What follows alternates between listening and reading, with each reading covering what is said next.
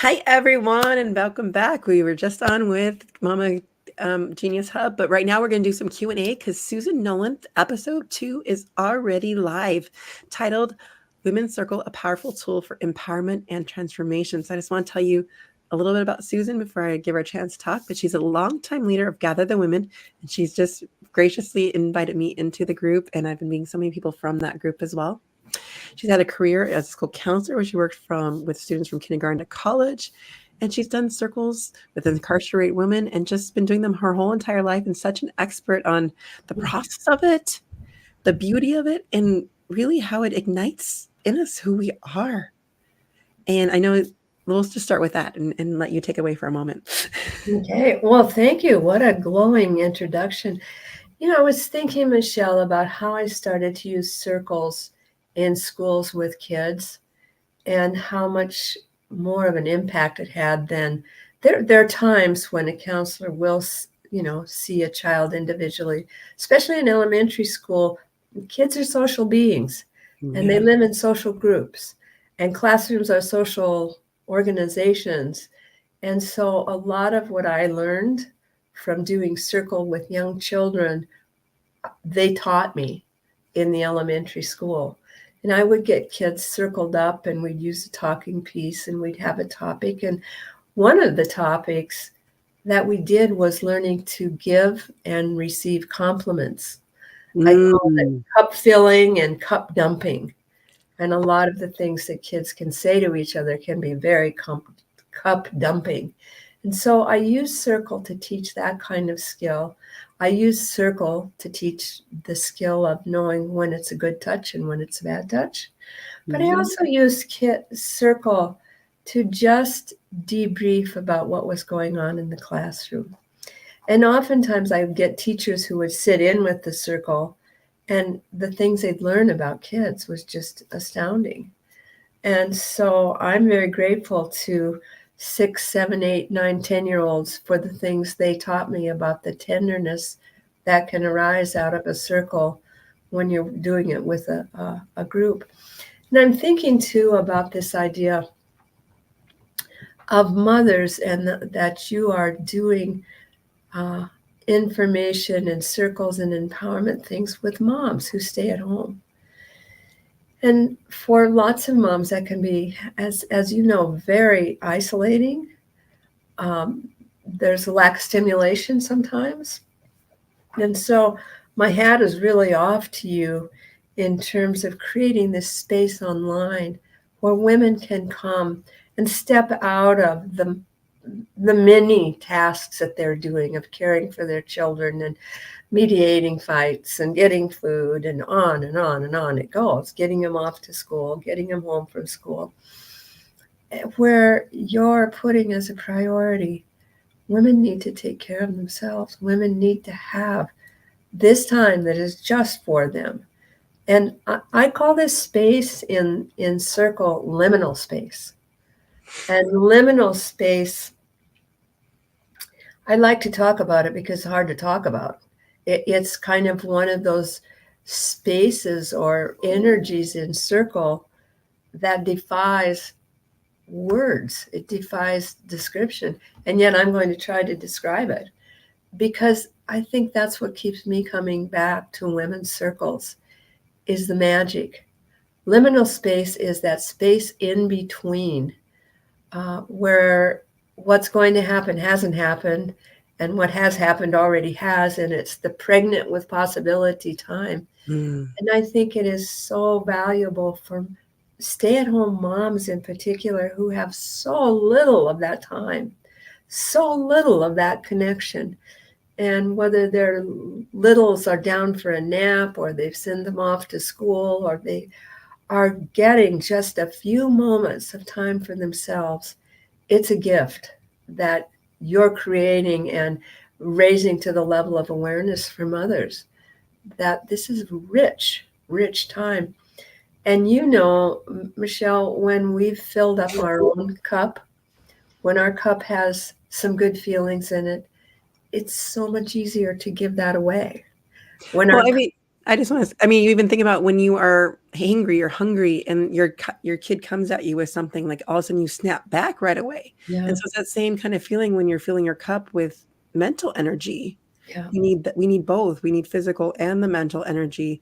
And then our cup is then we're able to like they're going to come at us no matter what, because Mhm, they're going to be going through their stuff, they're growing it, mhm. but the way we respond or react to them is what changes. Yeah, yeah, that's exactly right. And mothers get the message so much, sometimes from their own mothers, sometimes from the culture. Take care of everyone else. Always put the other first. You are here to take care of the needs of every single person in the family. If there's 5 minutes left, then look at your own needs. And that's upside down. It's very upside down. So my experience with liminal space, both using it professionally in classrooms with kids and using it in circles. And as you know, I host a circle once a week, and other people are hosts on Gather the Women too. That liminal space is created by some of the agreements we have as we come together. We don't give each other advice. We don't feel like anybody who comes to circle is broken, so they don't need to be fixed. It is not a therapy session. It is that rich, pregnant time where something unforeseen can happen. And I bet you've had that experience. I think moms probably do too. You say things in circle that you go, gosh, where did that come from? I didn't even know I thought that, let alone say it out loud. Well, that's what happens in the space of safety. Well, and I think that, like you said, the safe spaces, all of a sudden we learn how to speak from the heart, because we're always Mhm. speaking from our head. But when we Mhm. come into that circle, like you said, the stuff comes out that we weren't expecting, because all of a sudden our heart opens up, Uh-huh. and our true desires and beliefs have an opportunity to come out Mhm. because of the network and the intention and the center that we've Mhm. created in this circle. Mhm. Which just underscores what you're doing, is that idea that sometimes women are so busy, they don't even know how they feel about certain things. They haven't had the chance or the luxury to just sit with, how is it that I'm feeling right now? They don't know because they're too busy. And this is a way to decelerate all that, slow it down. And as you and I've talked about before, in circle, silence is a welcome participant. We don't have to fill up every second of it. We can just be there. I like to think about myself sitting around a crackling fire. Oh, yeah. Thanks to you, who gave us the graphic that we can put people in circle online. I like to think about that and how that silence is just as it should be. There's nothing needs to be said. No words need to fill it. It's just a time to recalibrate and be.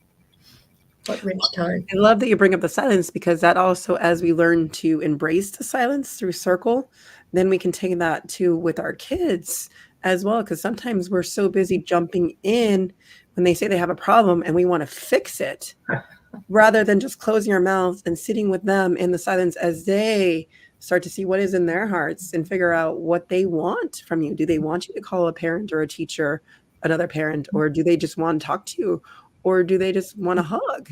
Like, Mhm. we're so busy to jump in and decide what they need rather than asking them, and that silence allows for that to naturally come up when we start to practice that silence. Mhm. Mhm. Yeah, well said. Sorry.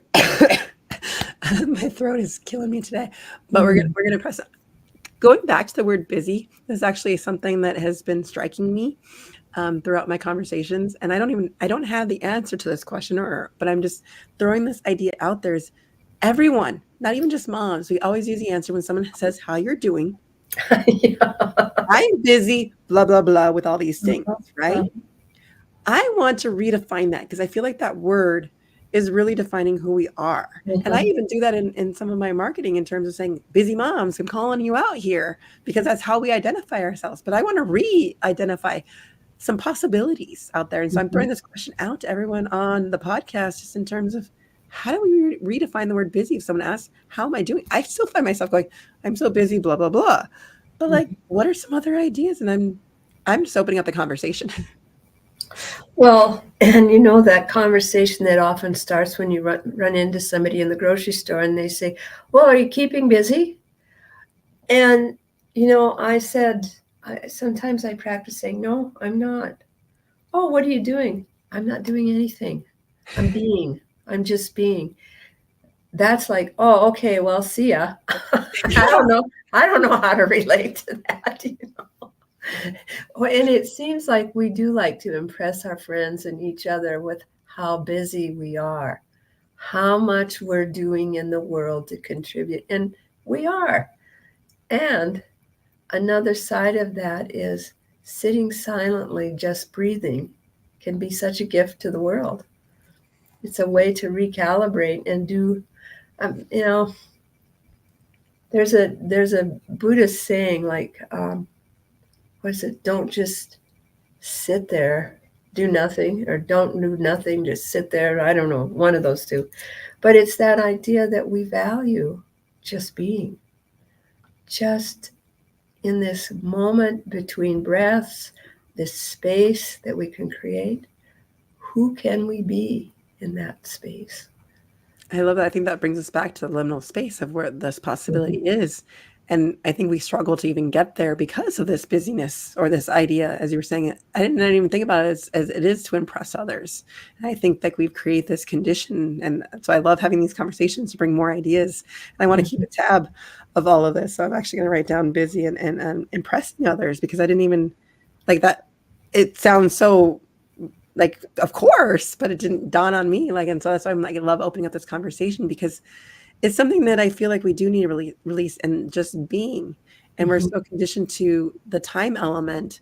But as I've been working and doing this, I feel like I'm getting more done and less time when we release that element that it has to be a certain amount of time. I'm like I said with this podcast, it was my birthday on October 25th. I was this today yesterday was supposed to be a launch of a blog, and so on that date it became a podcast.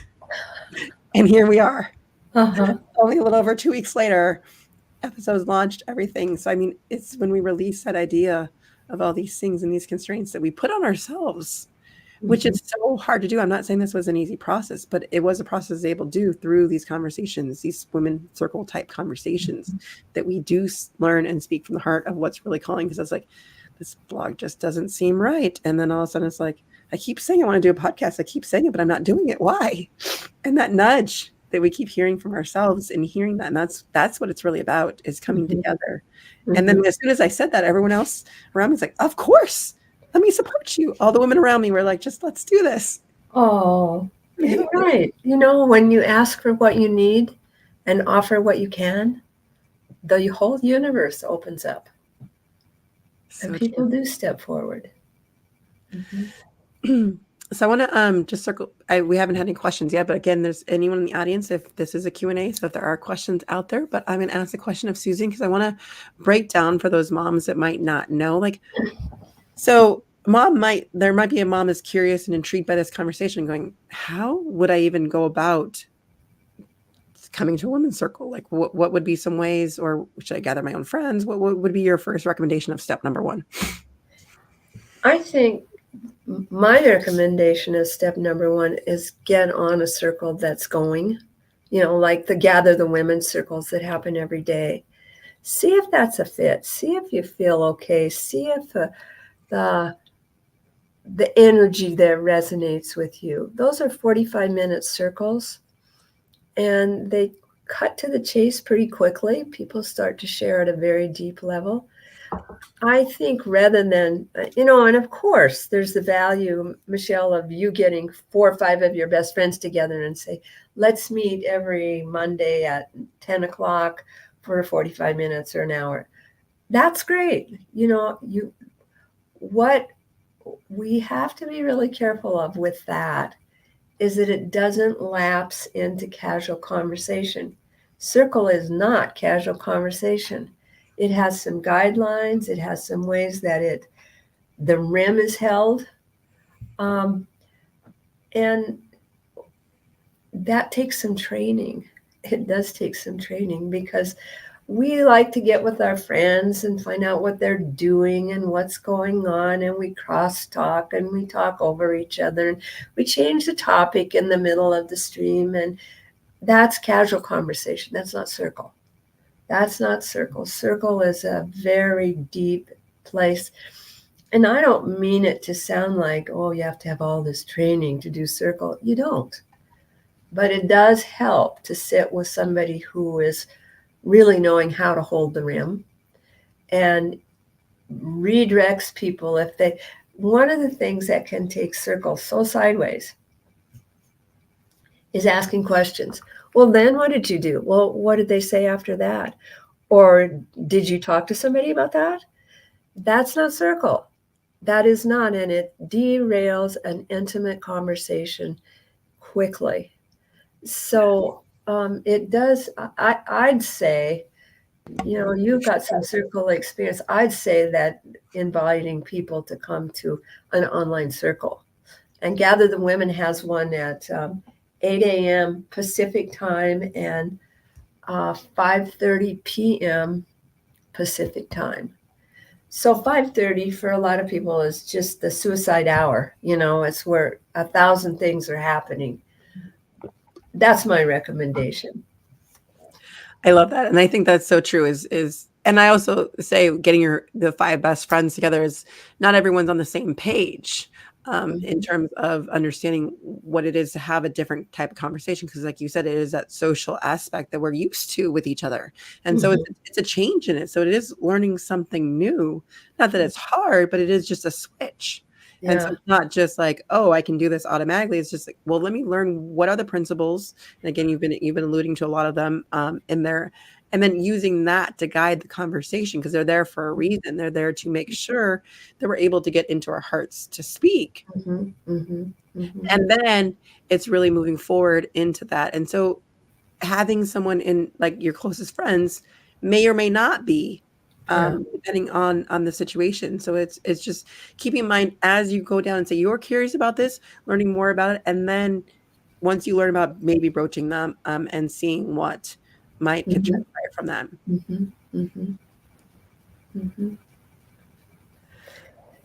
You've had experience with circle. What draws you to circle rather than just going to McDonald's with your friends and having coffee? Well, for me, especially as a mom, I when I was doing more of those conversations, it felt like it was always just like chit chat. It felt like it was always a lot more complaining about what's wrong, and I felt myself doing that a little bit yesterday in a conversation. Like I was complaining more than I necessarily feel like I want to, but it's natural. Like like it comes up, and it's like our natural tendencies to do those things. But then once you come to circle, you're like guided into these conversations with intention, and it's that intention behind it. Then it feels like it's almost like releasing, and you want to do all the deep personal development stuff. Like, what do I really want in this world? So much easier because you're supported by other women and you're all in the same thing, and you get other ideas just by listening for the first time and actually truly deeply listening and learning that skill versus just having that casual conversation like, how's the weather doing? What are your kids up to? What's going wrong? And like this, like I believe it was you who said in our last conversation, like you just don't walk up to someone and say, what's your purpose? Yeah. And we don't really say that in circle, but it really does come to the surface about and I would say, I do a lot of circles, and I'm so filled by these circles. But if I went to a circle and somebody said, "What's your purpose?" I go, "My purpose is just to be here now. That's why I'm here." And it's such a different concept. And we keep hearing the idea, live in the present moment, live in the present moment. And like, but it sounds like an idea till you actually start to experience it.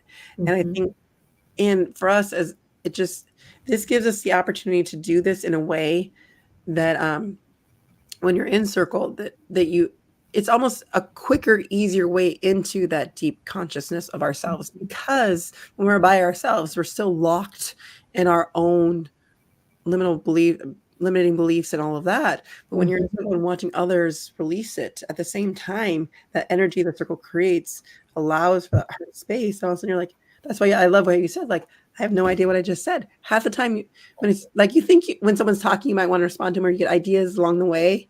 But then, a lot of times when it's actually your turn, something completely different comes out of what you were expecting you're going to say. And that's the beauty of it, is that we're learning what's actually inside of our heart Mhm. through Mhm. being witnessed by other women. Because when we say in our heads, it's one thing, and you can say, "Oh, well, I think I'm going to do that." But then when you actually say it with your own voice in front of other women who recognize you and witness you, it actually makes it real. Mhm. Mhm. I wanted to talk about circle just a little bit because you're doing that with your kids when you said that you're starting these little mini circles with your kids. That's where circle rubber hits the road, as if moms or dads, moms and dads or partners will sit and circle with their kids once a week. And there is that it's an old technique I learned from teaching parenting skills. Family council, it's called. But it's the same as family circle. And it is that time of what's going right in our family this week. Let's talk about that. Let's have a go around of one thing that you really appreciated about the family this week. Let's have another go around about what's one thing that somebody's got a problem with. Is there something that we need to address as a family? Kids can be fabulous problem solvers. And this gives them the opportunity to buy into the decisions of the family, have input into, contribute, solve problems. It's a wonderful tool. And it's not just for women, it's really a fabulous tool for solving problems in the family. I love that. That's one of the reasons why I feel like it's my mission to really get out what circle, and not even just women's circles, but what circle is all about, because it's this construct where we're so used to someone standing in front of the room telling us as the expert what to think, what to do, or what to believe. You're sitting there at your desk taking notes, processing it all on your own, and then going off and like, what the heck just happened? And then forget everything that just happened because you couldn't really process it. Yeah. Versus circle is you sit in a circle looking at each other, listening to the person who facilitates the circle with a prompt or whatever it is, but then every person in that circle is a leader, and you don't have to choose to talk. That's the great thing about circle as well. But then in this conversation, that's where you're like, we all have ideas to share. We're all the experts because we're processing it now, instead of just sitting there trying to take in information and knowledge. But again, information is only potential knowledge if you're not using it. Mhm. Circle gives you, when you put it in your own voice and interpret it for others to hear, now you have a tool to take with you to actually put into your life right now. Mhm. In 2017, Gather the Women made a major shift in our annual gatherings based on exactly what you said. We quit inviting the experts in to give a talk to us. And we said, wait a minute, the experts are here. We need to plumb the wisdom of the people who are here. They are the experts. So we quit having guest speakers come in for our annual gatherings, and we broke women into small groups and had a prompt and let the magic go where it would. And that is exactly what you're saying, is moving from the expert in the front of the room to there is a leader in every chair. And nobody knows our family like we do. Nobody knows our kids like we do. We're the experts there. And those kids are the experts at being in that family. So Circle really has been a huge shift. And, Michelle, I think about, maybe I said this, what if Congress sat in a circle? Wow. What if our congressional representatives in the House in particular broke up? Let's not look at what the letter is after your name. Let's get them in groups of fives and talk about their dreams for this country without criticizing, without fixing, just deep listening. Do you think there'd be a different solution? Funny that you said that right now, because actually I was in a normal meeting that I go to with this group called Family Circle, and the facilitator actually, without, I think he didn't even realize it, but the way he set up the questioning for that day was circle intention of how we shared that day. And we all kind of just looked at it like we had this deeper I've been with these people for over a year now, but all of a sudden from this meeting, we had such a deeper understanding of each other because of the nature of the conversation, how it went. And I even commented that at the end, like this felt like, I don't even think like your intention was to drive this out of us, but it did create this circle atmosphere because of how we shared so deeply for the first time about our desires. And we were just sitting there listening to each other, supporting each other's energy in that. Because what it really comes down to is we are energetic beings, and it's a frequency that we admit. I've been listening so much about manifesting recently, and it's just, we're emitting this energy. So your manifesting is like that radio station. You might just be emitting static because you haven't put that desire to whatever frequency that you want to create that music. And so you're still admitting it, but until you turn your own internal frequency to whatever desire you have, you're not going to manifest it because the frequency keeps going. And so I think the more we come into our power and listen to the heart and speak from the heart, we figure out what is that frequency we want to admit to everyone else. That's a really great metaphor, the radio frequency. We are energy, we're frequency to each other, right? And are we exuding ignoring everyone, like we're annoyed by everyone around us? Are we smiling at people? Or what are we admitting to other people? Putting that out there. I mean, think about that. Just really, what today? How are the feelings you have projecting on other people? And that's the energy that we want to think about. I'm going to really take that message, Michelle, with me from this conversation today as I go into my day, because that's powerful. It's very powerful. And I think that on that note, I think we went a few minutes over than I had planned, but luckily we didn't have another interview going, so it's all right because everything works how it's supposed to work out, right? Yes, we're on this together. We got on a StreamYard. We figured out all the problems. But are there any final things you want to share with the audience today? Besides listen to episode 2, because that's what Suzan's on the podcast. You want to go download episode 2 and you can hear more from Suzan besides that. I think the thing that I will say out loud, because it's the thing I most need to hear too, is to take some time with myself.